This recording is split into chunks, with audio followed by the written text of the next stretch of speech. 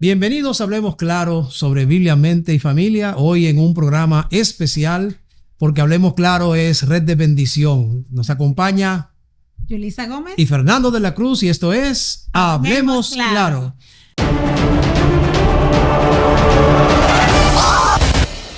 Yulisa, hoy vamos a tener un tema que desafía la norma social. Y es un tema importante que uno pudiera preguntarse, ¿se alinea el mensaje de la Biblia con el ascenso, con la aceptación actual de la comunidad LGBTQ+, o realmente lo contradice? Hoy queremos invitarles, queridos, para que nos acompañen y estudiemos la palabra de Dios en este tema importante sobre qué es lo que la Biblia realmente dice sobre LGBTQ+, y vamos arriba.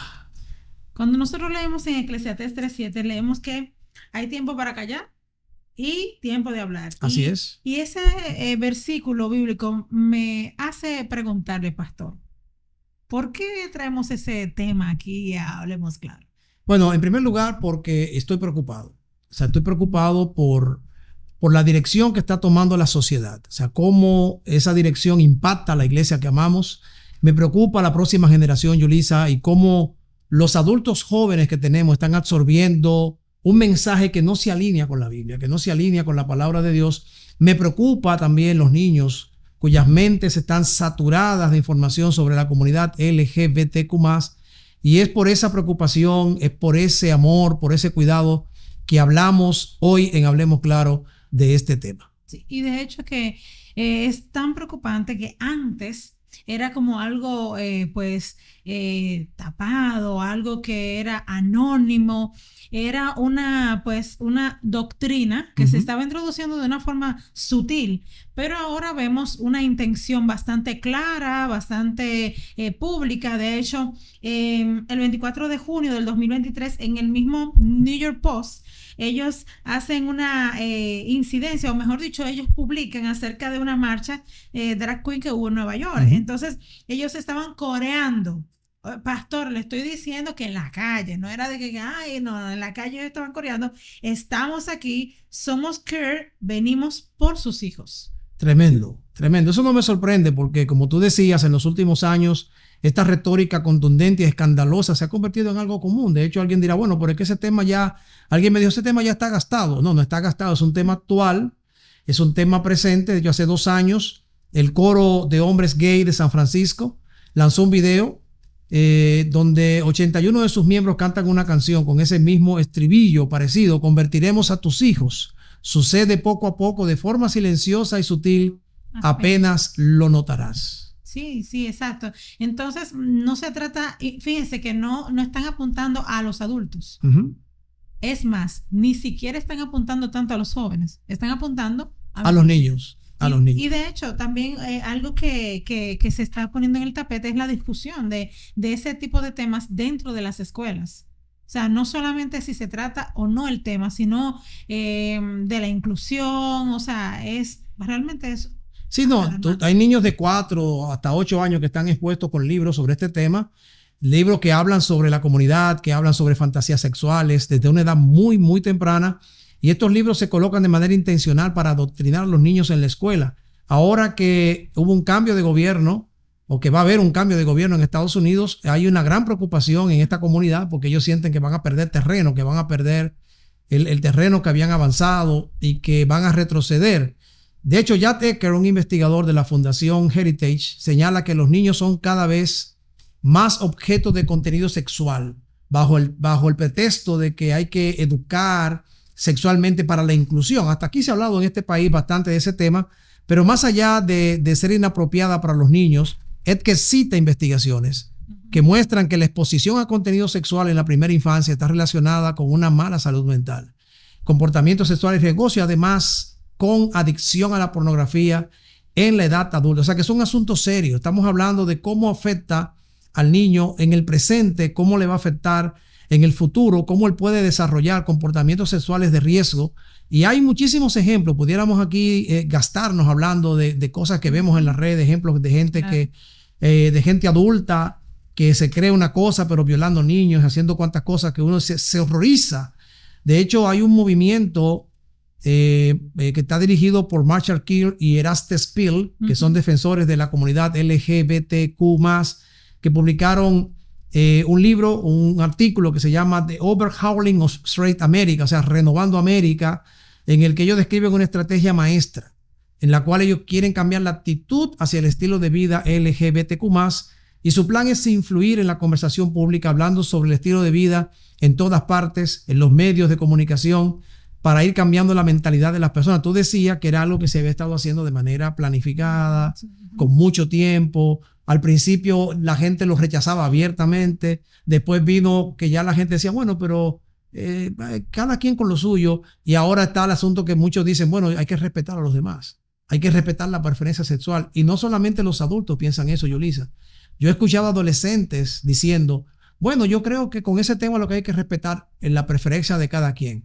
Si alguien ama a otra persona, pues hay que respetarlo. Y definitivamente, tú sabes que hasta Hollywood y casi todas las, Netflix y todas las cadenas que hacen stream han proporcionado series, películas donde el tema está presente. Casi no hay una serie, no hay una película donde el tema no esté insinuado o no esté presente, y el impacto ha sido muy alentador para ellos, por lo que ellos han avanzado y decía yo que paradójicamente están temiendo que ahora con esta nueva elección en Estados Unidos, pues el asunto pueda ser confrontado y pueda retroceder, cosa que hay mucha gente que está alegre en la comunidad cristiana y ven al nuevo presidente como una especie de Mesías, como una especie de Salvador, que de paso es un tema que más adelante vamos a tocar aquí, queremos tocar aquí porque hay una batalla cultural y un nacionalismo a veces que se va a los extremos y que podría afectar realmente la posición de lo que realmente el cristianismo debería asumir. Pero ese es otro tema que en algún momento vamos a mirar para otro capítulo. Hoy el tema es sobre lo que dice la Biblia. Y vamos a ver eso. Sí, y de hecho, pastor, quiero hacerle la pregunta entonces, ¿qué dice la Biblia acerca? Porque, o sea, no se trata de la educación infantil como tal, sino más bien el eje es la sexualidad. Entonces, ¿qué dice la Biblia acerca de la sexualidad? Bueno, primero déjame decirte qué no dice la Biblia. ¿Qué no dice? Sí, ¿qué no dice la Biblia? Porque hay muchas preguntas en este tema, especialmente para los que creemos que la palabra de Dios es la autoridad suprema. Hay gente que no cree eso, hay gente que no valora eso, pero para los que creemos que la palabra de Dios es la regla suprema en cualquier tema que tiene la última palabra, déjame decirte cuál no es la respuesta de la Biblia como este tema. Nosotros como cristianos condenamos toda clase de violencia contra cualquier ser humano, no importa cómo se llame, porque la violencia es inapropiada, porque la violencia es una violación de la ley moral de Dios. La palabra de Dios dice en Romanos capítulo 5, versículo 8, Dios muestra su amor para con nosotros en que siendo aún pecadores, Cristo murió por nosotros. O sea, Cristo murió por toda la humanidad. Toda la humanidad tiene una naturaleza caída. O sea, todos, incluyéndome a mí, todos tenemos una naturaleza caída y tenemos propensiones al mal. O sea, yo no puedo como cristiano pensar que yo soy superior a otra persona. O sea, pensar que como yo no hago eso, yo soy superior y mirar al otro con desprecio.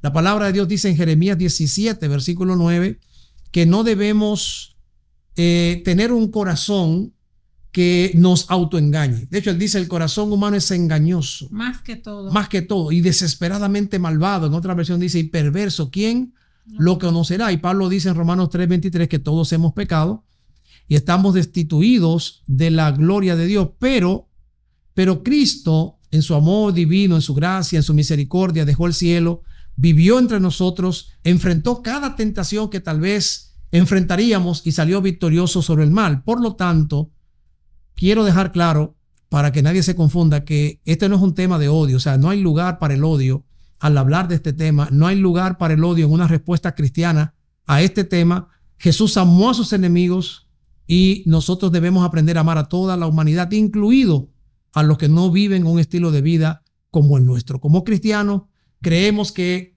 está en armonía con la palabra de Dios la idea de que todos necesitamos la gracia de Dios, de que todos somos salvos por gracia, de que todos descansamos en su amor, y en la ética cristiana nosotros debemos respetar la elección de las demás personas. Eso sí, aunque su estilo de vida no esté de acuerdo con lo que nosotros profesamos. Nosotros no podemos afirmar un estilo de vida que no está acorde con la Biblia, claro que no, pero debemos aceptar el hecho de que las personas son libres de tomar su propia decisión. O sea, yo no te puedo imponer, este es el estilo de vida, no, pero tampoco puedo validar el estilo de vida contrario a lo que dice la Biblia. Sin embargo, debo respetar que tú tienes derecho a elegir y vivir de la manera que tú desees. El único entonces que puede hacer juicio al final de esto es Dios. De lo que usted ha dicho me han quedado varias cosas. Lo primero es que la Biblia reconoce, y nosotros también debemos reconocer, de que todos somos pecadores, claro, que tenemos inclinaciones al mal.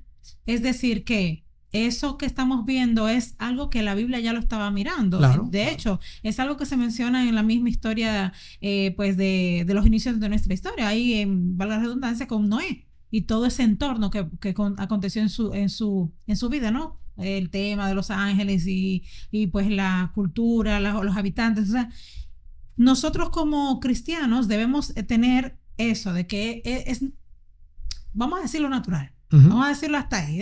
Es natural esa inclinación, pero nosotros como cristianos tenemos que verlos con amor. Así es. Tenemos que entender de que a pesar de sus inclinaciones, el Señor los recibe por su gracia para transformar sus vidas. Definitivamente. Tú hablas de algo que pudiera prestarse tal vez a una mala interpretación. Tú decías, es una inclinación natural. Sí, y yo quiero aclarar que lo que es natural no es la inclinación LGBTQ+, es la inclinación al pecado. Al pecado, sí. Eso es lo Todos tenemos inclinación al pecado, a pecar. Ese es un tipo de pecado, es un tipo de inclinación, y desde el punto de vista de que todos somos pecadores, entonces es natural. Pero eso no quiere decir que es una cultura o un comportamiento, un estilo de vida validado por las Escrituras, que eso lo vamos a mirar en este mismo capítulo un poquito más adelante. Pero sí quiero resaltar, Yulisa, que el propósito de la iglesia, el propósito del evangelio es transformar la cultura. No es ser transformado por la cultura. O sea, el propósito de la iglesia, del evangelio, es cambiar la cultura, no ser cambiada por la cultura. De hecho, lo estoy mencionando a propósito, porque en el mundo teológico hay un debate donde algunos dicen, bueno, porque eso es cultural.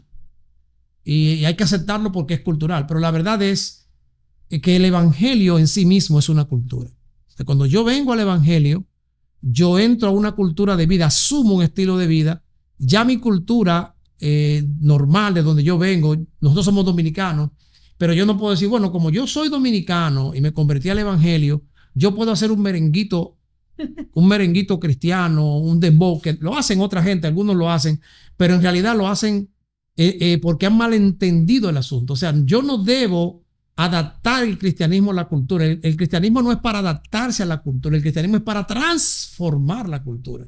Es para cambiar, y a pesar de la cultura y cambiar la cultura. ¿Por qué? Bueno, porque la Biblia es clara acerca del poder transformador de Dios en los creyentes. Y en los creyentes tienen entonces la capacidad de transformar su propia cultura. Por ejemplo, Romanos capítulo 12, versículo 2 dice, no os conforméis a este siglo. En la traducción de Philip, de ese mismo texto, traduce, no dejes que el mundo que te rodea te apriete en su propio molde.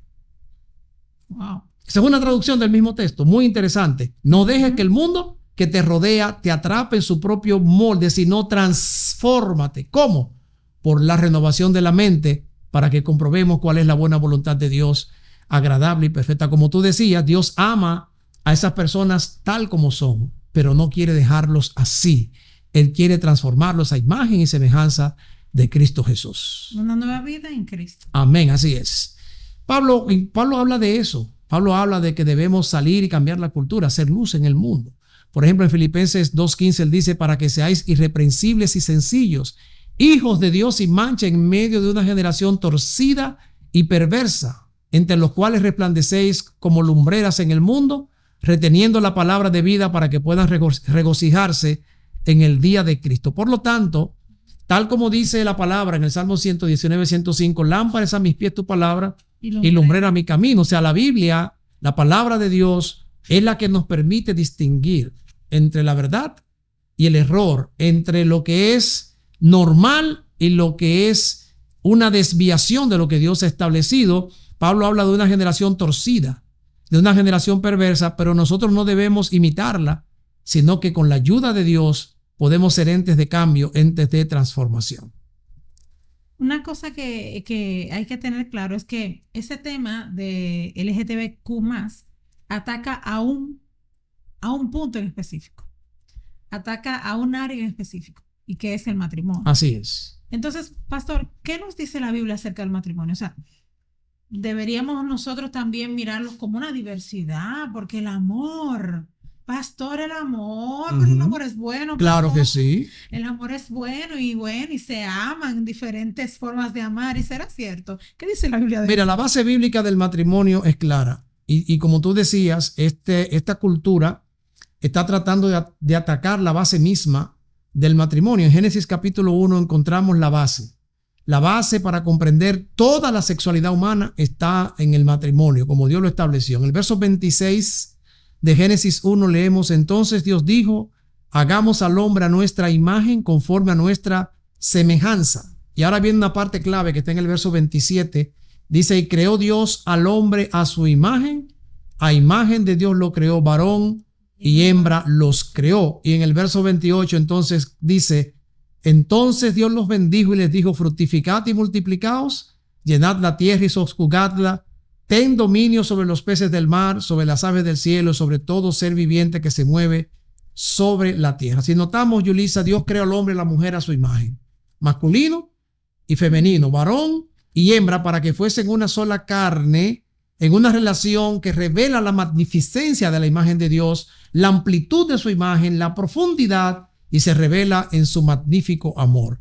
Por eso yo siempre he dicho que la sexualidad es un don de Dios y que Dios lo dio con varios propósitos. Uno de ellos era la procreación. Obviamente cuando dice multiplíquense, era ese uno de los objetivos, pero también tenía el objetivo de dar o de crear un espacio de intimidad única, exclusiva entre dos seres, pero tiene que ser entre un hombre y una mujer nacidos así, debo decir en este contexto, nacidos así, porque ahorita vamos a hablar de eso, de si la gente nace o no nace gay, el famoso gen gay que muchos hablan. Vamos a hablar un poquito más de eso más adelante, pero ahora quiero dejar claro que lo que Dios habla es de varón y hembra.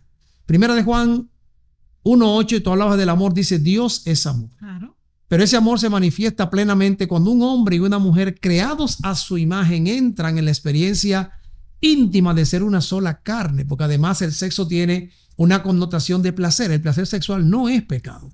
En el contexto del matrimonio entre un hombre y una mujer que se entregan el uno al otro en amor abnegado, como lo hizo Cristo por nosotros. Y ahí viene el cuarto elemento. El sexo es una parábola de la relación que Dios quiere tener con su iglesia. Ya lo habíamos hablado en otro episodio acá. Y como Cristo se entrega por la iglesia, él dice que el hombre debe entregarse o debe servir a su mujer. Y de hecho, ya volviendo al tema de que deben ser fructíferos y multiplicarse, propagar la raza humana, las relaciones sexuales hombre con hombre o mujer con mujer no son naturales y constituyen una violación de esa orden, porque no hay forma de que se pueda multiplicar. No. Y sobre todo que también cuando, por ejemplo, cuando en Mateo Jesús habla acerca del matrimonio, él dice que cuando se unen deben dejar padre y madre. Y dice que el hombre se unirá con... a su mujer. No, así es. Se unirá al hombre. Así es. La mujer a la mujer. Sí, ahora los promotores del sexo entre personas, de la sexualidad, perdón, y del matrimonio entre personas del mismo sexo, dicen algo totalmente distinto. Porque lo que tú decías, bueno, pero es que estas uniones entre dos hombres o dos mujeres son uniones de amor. Pero ya vimos que esto niega las claras diferencias biológicas, fisiológicas y psicológicas que hay entre hombres y mujeres. Niega la realidad de que marido y mujer se unen y de esa unión producen hijos. Genéticamente esos hijos son hombres y mujeres. De hecho, el otro día yo veía algo que cuando alguien le decía, no, porque puede ser hombre, hombre, mujer, mujer. Y él le decía, bueno, el problema es que hay algo que establece claramente que solamente hay dos sexos, masculino y femenino. La otra persona dice, ¿dónde dice eso? Bueno, la biología lo dice. Claro. La biología lo dice. Y a lo largo de la Biblia, cualquier otra práctica es una desviación humana del plan divino y eso trae desdicha Mientras que la unión, como Dios lo estableció, trae felicidad, el desvirtuar lo que Dios estableció trae desdicha. Y eso queda claramente ilustrado, Yulisa, con la destrucción de Sodoma y Gomorra. Sí. En Génesis capítulo 19, donde la homosexualidad jugó un papel crucial en la destrucción de Sodoma y Gomorra. Claro, porque cuando estaban los ángeles ahí, incluso dice también que no eran solamente los ancianos y hombres del lugar. ¿Qué más dice la Biblia? Todos los varones de Sodoma y Gomorra. Pero Yulisa, yo te voy a hacer una pregunta ahora a ti. Porque hay algunos que dicen que Sodoma y Gomorra no fue destruido por el tema de la homosexualidad, sino por la falta de hospitalidad. O sea, por ser inhóspitos, por el hecho de no recibir a los ángeles en su casa. Y podríamos decir que parcialmente es cierto. Otros dicen que no, que Sodoma y Gomorra fue destruida porque había violación sexual. O sea, lo que arguyen es, la homosexualidad no es pecado. El pecado que señala la Biblia es que tú violaras a otro hombre. Pero mientras fuera una relación consensuada de amor, no había ningún pecado. Y yo te pregunto a ti, ¿es eso cierto? Siempre que la acción vaya en contra de lo que dice la Biblia, siempre va a ser un pecado, y por lo tanto yo creo que más que la hospitalidad que no se dio con los ángeles fue precisamente por eso, por las desviaciones sexuales que había en ese lugar, donde el incesto. ¿Por qué? Porque aún después de eso, pues vemos eso con Lot y sus hijas, también todo lo que era antinatural. ¿Por qué? Porque Así es. Lot quería sacar a sus hijas. Sin embargo, que ellos querían, no, sácanos los varones que nosotros vimos acá. Y hay versiones incluso, por eso le preguntaba, ¿quiénes estaban ahí? Incluso de que tanto los ancianos como los hombres estaban buscando a esos varones. Sí, estaban a la puerta, aún los adolescentes y los niños de la ciudad, todos los varones, sí, dice la Biblia. Que era un común. Era algo común. Exacto. Era algo común. Nosotros podemos decir, cualquiera puede decir, no, porque era una sociedad perversa, donde había violación, donde había incesto. Es posible y pudiera ser cierto. Es cierto que era una ciudad impía, llena de secularismo, llena de impiedad. Oye, me está sonando a las ciudades de ahora eso. ¿Verdad que sí? Como que está sonando a las ciudades de hoy.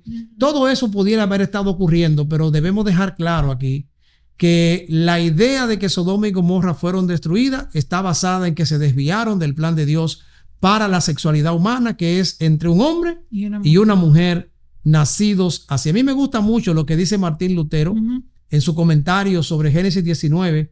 Él escribió: el vicio de los sodomitas es una enormidad sin paralelo.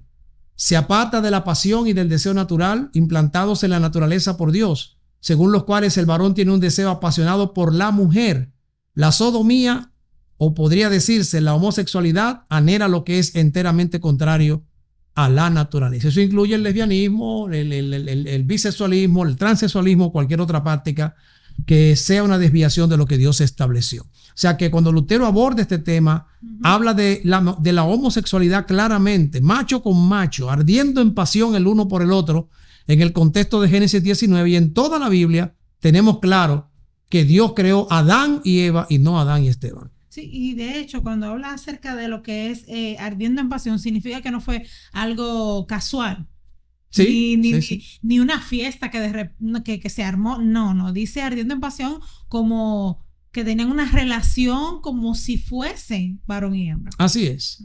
Hablemos un poquito, Yulisa, de los principios de vida, porque ya hemos visto hasta aquí que las escrituras son claras, pero no podemos negar que hay mucha gente que está mirando a la sociedad, como yo decía, que está mirando a la cultura, para entonces moldear sus valores a partir de ahí. Y eso es un error.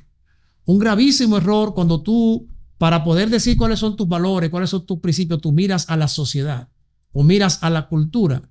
La Biblia es clara. En el libro de Levítico se describen los principios de vida que Dios dio para su pueblo. Entre ellos está lo que algunos llaman en el mundo teológico el código de pureza, Levítico 18. Y allí ese código de pureza trata normas morales, trata normas éticas que no son simplemente ley ceremonial. Por ejemplo, habla del adulterio, habla de la idolatría, habla de la depravación sexual. Un ejemplo de eso es el versículo 20, 21 y 22, donde dice: además, no te unirás carnalmente con la mujer de tu prójimo. ¿Qué es eso? Ese es el adulterio. Claro. Es adulterio. Y dice para contaminarte con ella. O sea, que ahí no solamente habla del pecado, sino que es bastante explícito. O sea, te vas a contaminar. Exacto, está aludiendo al 7º mandamiento sobre el adulterio. Y yo creo que nadie puede decir que es una ley ceremonial eso. ¿O sí? No, pero claro que no, porque eso pertenece a los 10 mandamientos. Entonces, veamos el verso 21. Dice, no dejarás pasar a ninguno de tus descendientes por el fuego a Moloc, ni profanarás el nombre de Dios. ¿Qué mandamiento es ese, Yulisa? Ese es el de no tendrás a dioses ajenos. Exacto. Ahí están el primero, el segundo y el tercero. O sea, que definitivamente que no está hablando de ninguna ley moral. Ceremonial. Ceremonial. Exacto, porque es moral. Ahora, en el verso 22 dice, ahora, no te acostarás con varón como con mujer, es una abominación. Entonces dirá, bueno, ¿y a qué mandamiento alude allí eso? Bueno, la contaminación sexual es violación también del 7º mandamiento. Y esto no solo es un código de pureza, ya hemos visto que hay mandamientos mencionados allí, y no simplemente es un código de santidad o de pureza, sino que incluye estándares morales y éticos asociados a la ley de Dios, asociados a los 10 mandamientos. ¿Quiere decir, pastor, entonces que eso es una violación directa a los 10 mandamientos? Definitivamente. Que una cultura o que definitivamente. Eso es un ataque directo. Estos textos describen y condenan directamente, claramente, la homosexualidad masculina, como también el lesbianismo femenino, porque aunque no lo menciona directamente, es obvio que está implícito y que está incluido allí en esos versículos. Entonces, tenemos aquí, Yulisa, un reputado erudito del Instituto de Investigación Bíblica, Eckhart Müller se llama, que le está explicando que esta prohibición de hombre con hombre en Levítico 18 es más que simplemente un código de santidad para los pueblos antiguos en la ley ceremonial. Tiene que ver con la ley moral, con los 10 mandamientos, como ya lo dijimos, y no es simplemente para un pueblo en ese tiempo. Sus principios definen la sexualidad moderna hoy y hasta el final. Sí, también él menciona acerca de que eso es como parte tanto como usted decía, no es solamente como soy gay ya, sino que también tiene que ver con los lineamientos que tenemos en la sexualidad. Cualquier tipo de inclinación que sea fuera de lo natural entre hombre y mujer, también él dice que eso ataca a lo que es la santidad que debe tener el ser humano o el pueblo de Dios. Así es. Así es. Pregunta, pastor. Adelante. Pregunta. ¿Y qué pasa con estas madres que dice, el niño nació así? Es que él nació así. La niña nació así. A ella le gustaban las muñecas. ¿Qué pasa? Mira, ese tema también es muy interesante porque muchos dicen, así es como Dios me creó. Yo nací así, simplemente estoy hecho de esta manera y tengo predisposición genética hacia esto. Algunas personas son heterosexuales, otras son homosexuales, algunos son transgénero y así somos, así fuimos hechos. Déjame decirte que hay un artículo que fue recientemente publicado sobre el famoso gen gay, que es a lo que mucha gente atribuye. Ese fue publicado en la revista Nature en el año 2019 y el artículo se titula No hay gen gay. Este artículo informa sobre el estudio que se hizo por un grupo de investigadores de Harvard y del MIT, y después de que ellos estudiaron el genoma de casi 500,000 de personas, llegaron a la conclusión de que no existe un solo gen gay. Y me impresiona esto porque tú sabes, Yulisa, que cuando se hace investigación de cualquier tipo y tú tomas una muestra para un estudio, tú tienes que asegurarte de que la muestra tenga un nivel de validez. Por ejemplo, aquí para las elecciones, hacen encuestas y dicen, entrevistamos a 1,200 gente y va a ganar fulano. O sea, ellos consideran que 1,200 personas es un número válido, representativo, que tiene validez. Aquí no estamos hablando de 1,200 personas, aquí estamos hablando de 500,000 de personas. O sea, si 1,200 personas es un número significativo, ¿qué tan significativo es 500,000 de personas? O sea, que los resultados son contundentes. ¿No existe un gen? No existe el gen gay. Repita conmigo. No existe el gen gay. También se han hecho algunos estudios fascinantes con gemelos idénticos, que esto es muy interesante, porque tú sabes que los gemelos idénticos tienen la misma disposición genética. Por lo tanto, si hubiera un gen gay y uno de los gemelos es gay, el otro debería ser ¿qué? Gay. También debería ser gay. O sea, la pregunta es, ¿cómo es posible que algunos gemelos idénticos hay un porcentaje pequeño que se inclina hacia esa tendencia y otro no? Deberían ser los dos. Claro, por supuesto. Sí, pero es gen. si hay un gen, porque ellos tienen la misma predisposición genética. De hecho, no solo tienen la misma, son genéticamente iguales.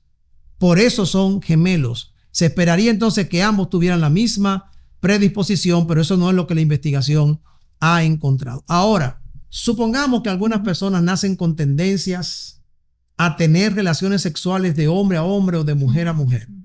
Supongamos, ya dijimos que no, pero supongamos. Yo te pregunto, ¿eso hace que necesariamente esta tendencia sea la voluntad de Dios? Claro que no. ¿Por qué no?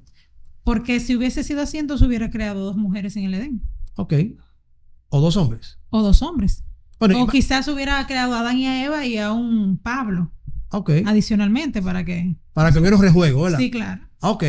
Mira, yo lo voy a poner de esta manera. Vamos a suponer que no nació con tendencia a tener relaciones sexuales hombre-hombre, sino que nació un hombre, que de eso hay mucho. Un hombre con fuertes deseos sexuales por las mujeres. Hay mucho de eso, ¿verdad que sí? Sí. Que tú lo dices, oye, este tipo es... Pero supongamos que a él le cuesta mucho controlar esos deseos sexuales. ¿Eso quiere decir que sus tendencias son la voluntad de Dios? No. Claro que no.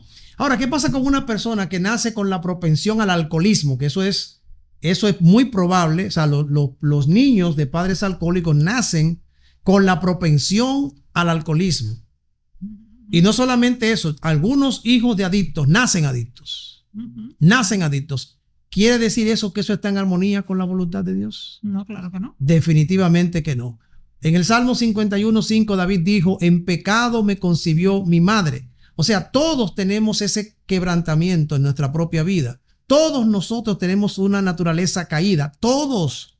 Y cuando decimos todo es todos tenemos propensiones al mal. Pero algunas tendencias en algunas personas ocurren por razones desconocidas y no entendemos todas las razones para las tendencias LGBTQ+, porque son complejas. De hecho, pudiera alguien decir, bueno, es que yo tengo un asunto genético, pero pudieran haber razones sociales también y razones ambientales. Es muy complicado, muy complejo, pero yo quiero enfatizar nuevamente que desde el cristianismo extendemos la mano con amor a todos los seres humanos. Y si bien aceptamos a todos los seres humanos como cristianos basados en la palabra de Dios, no podemos aceptar ese tipo de comportamiento. Vuelvo y repito, el amor de Dios es para todo el mundo. Dios ama a todo el mundo como es, pero no quiere dejarlo así.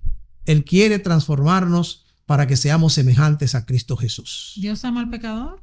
Pero aborrece el pecado, algo que no es tan teológicamente cierto. Bueno. Sí, porque esa frase se ha hecho un cliché. Dios ama al pecador, pero aborrece el pecado.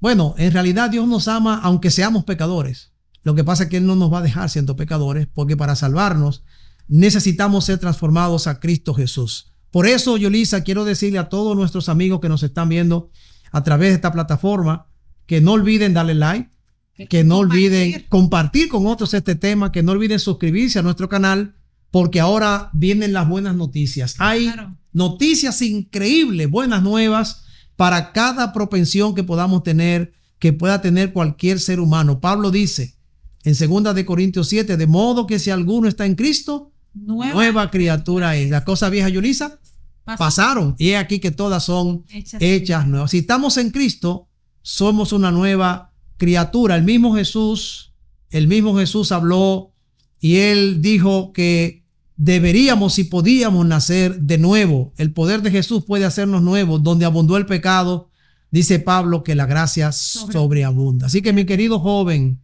que nos estás mirando, que nos estás escuchando, hay esperanza para ti que tienes deseos sexuales y que lo has expresado fuera del matrimonio. Hay esperanza para el hombre, caballero, que nos está viendo, que ha cometido adulterio y ha tenido pasiones que no puede controlar. Hay esperanza para las personas que tienen relaciones LGBTQ+, y esa esperanza está en el poder y la gracia de Cristo Jesús. La gracia de Cristo nos perdona cuando caemos. Su gracia nos cambia, nos hace nuevas criaturas en Él. Él quiere darnos esa oportunidad a todos, absolutamente a todos, porque es una esperanza increíble. Pero Yulisa, también el apóstol Pablo trata el tema en 1 Corintios 6 y él hace una advertencia. ¿Cuál es la advertencia que le hace Yulisa en 1 Corintios 6, 9 al 11? Dice, antes de hablar de la esperanza que estamos hablando. Claro. ¿No sabéis que los injustos no heredarán el reino de Dios? Que no te engañen, ni los fornicarios. Entonces, ¿qué dice? Ni los fornicarios, ni los idólatras, ni los adúlteros, ni los homosexuales, ni los sodomitas, ni los ladrones, ni los ávaros, ni los borrachos, ni los maldicientes, ni los estafadores heredarán el reino de Dios. Y así eran algunos de ustedes. Y él es bastante claro, como mira, ok, tú eres así, pero si tú no... No, y le está hablando a la iglesia. Sí, claro. Ustedes eran así, dice él. Ustedes eran así. Sin embargo, él dice, pero fuiste lavado. Gloria a Dios. Significa esto que caminaste por el agua del bautismo, fuiste limpiado por la gracia de Cristo, confesaste, te arrepentiste, Dios te cambió, fuiste santificado. Significa ahora que tú puedes ser una nueva criatura en Jesús. Cualquiera, repito, que sean tus tendencias, Dios tiene poder para liberarte. Dios tiene poder para transformarte. No importa si tú eres heterosexual o homosexual o lesbiana o bisexual o transexual, Dios tiene poder para transformarte. Elena White, la escritora adventista, hace una declaración maravillosa en el libro Ministerio de Curación. Ella dice, quienes ponen su confianza en Cristo no deben ser esclavizados por ningún hábito o tendencia hereditaria o cultivada. En lugar de estar esclavizados por la naturaleza inferior, deben gobernar toda pasión y apetito. Dios no nos ha dejado luchar contra el mal con nuestras propias fuerzas finitas. Cualesquiera que sean nuestras tendencias al mal, heredadas o cultivadas, podemos vencerla mediante el poder de Cristo que está dispuesto a impartir. Amén. Tremendo. Sí. O sea, no hay pasión, Yulisa, aunque yo la haya heredado o la haya cultivado, que Cristo no pueda superar. Cristo ha dado su espíritu como poder divino para vencer todas las tendencias hereditarias y cultivadas al mal y para imprimir su propio carácter en su iglesia. Sin embargo, yo debo reconocer, Yulisa, y amigos que nos escuchan, que nos ven, que Pablo cuando toca el tema es un poquito incisivo. De hecho, los textos que Pablo utiliza para hablar sobre las tendencias LGBTQ+, son un poquito fuertes. Pero sin embargo, la propia comunidad ha tratado como de arreglar el asunto, diciendo que Pablo no está hablando de eso ahí, Pablo está hablando de otra cosa. Pero Pablo habla de manera clara. En Romanos 1, Pablo habla del hecho de que los gentiles están perdidos. Y en Romanos 2, él dice, ¿por qué están perdidos? Y concluye en Romanos 3:23 diciendo que todos pecaron y estamos destituidos de la gloria de Dios, pero que hay salvación y justificación en Cristo Jesús. ¿Qué es lo que Pablo Yulisa dice sobre el tema de el concepto de la sexualidad humana? ¿Qué es lo que Pablo dice? En el capítulo, específicamente en el capítulo 1 de Romanos. Él lo que nos dice es que en el libro él exalta la cruz de Cristo y él habla acerca de la justificación por la fe y el poder del evangelio para transformar la vida. Es decir, que independientemente de tus inclinaciones, independientemente de lo que estés sintiendo, Cristo, eso es lo que nos dice Pablo, en la cruz, él promete y él estableció ya una victoria sobre esas tendencias. O sea, hay una plataforma para vencer. Ya. Aunque en el capítulo 12 él señala o cataloga los pecados del mundo gentil cuando dice, por eso Dios los entregó a pasiones viles, pues incluso sus mujeres cambiaron el uso natural. Lo que es natural es el uso entre un hombre y una mujer y se fueron con el que es contra natura. Asimismo dice también los hombres, dejando el uso natural de la mujer, se encendieron en sus concupiscencias unos con otros, cometiendo actos vergonzosos hombre con hombre y recibieron en sí mismos el castigo debido a su extravío. Nótese que Pablo habla de los hombres y las mujeres abandonando el uso natural. ¿Y de dónde saca esa expresión, pastor? Eso te iba a preguntar, que de dónde Pablo saca la idea de que uso natural de la mujer. Bueno, esa idea viene desde la creación. Claro. Cuando Dios creó al hombre para estar con su mujer y él dijo, varón y hembra los creó y dijo que cuando se unían, ambos serían una sola carne, una sola intimidad, una sola sexualidad, un solo amor, una sola pasión en el vínculo sagrado del matrimonio. Vamos a ir concluyendo porque es un tema bastante amplio. Si tú tienes alguna pregunta, la puedes escribir en el chat y siempre tenemos un equipo que está listo para responder a tus preguntas. Pero sin ánimo de dejar nada fuera, creo que hemos abordado bastante amplio lo que la Biblia dice sobre el tema y quisiera ir puntualizando algunas cosas. Número uno, quiero puntualizar.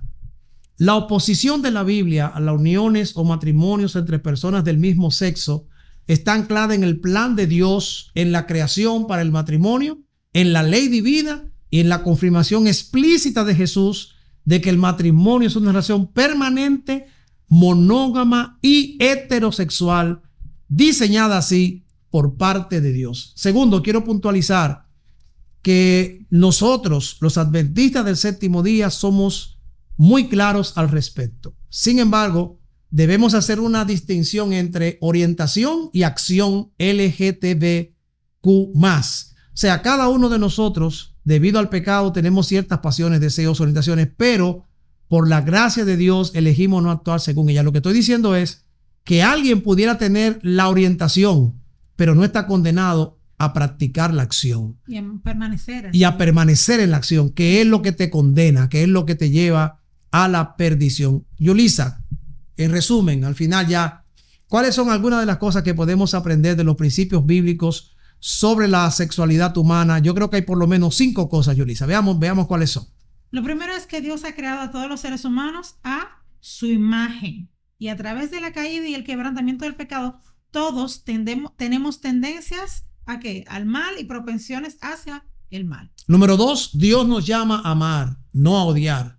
La ética cristiana nos llama a ser compasivos y a ser respetuosos unos con otros. Y es importante recalcar que amar a otro no significa aprobar su estilo de vida, que no esté, ese estilo de vida que no está en armonía con la voluntad de Dios. Número 4, el estilo de vida LGBTQ+ no está en armonía con la Biblia. Y según las Escrituras se desvía de la voluntad de Dios y es pecado, aunque algunos quieran decir ahora lo contrario.